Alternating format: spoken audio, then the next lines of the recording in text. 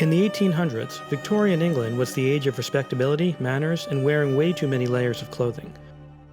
But things were not as chaste or straight as we've been told. For the Victorians, sexuality was surprisingly fluid. For example, relationships between women were often seen as preparation for marriage, and men who slept with one another didn't see themselves as being abnormal. As for the law, the death penalty for sodomy was abolished in 1861.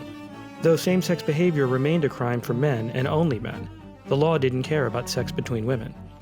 What often confuses people about the Victorian era is that today we tend to think of sexuality in strict categories, gay or straight, based on identity. But back then, it was more about who you were attracted to, not the label you used. This was an era before mainstream sexual orientation labels, and in a way, this allowed people to divorce their attractions and sexual behavior from their identity.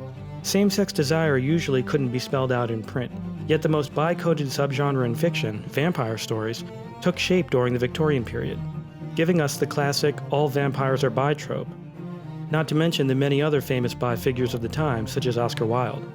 The amount of queerness on display in modern historical dramas such as Bridgerton may seem out of place at first glance, but when we dig a little deeper, it becomes clear that the Victorian era was never as buttoned up as popularly believed.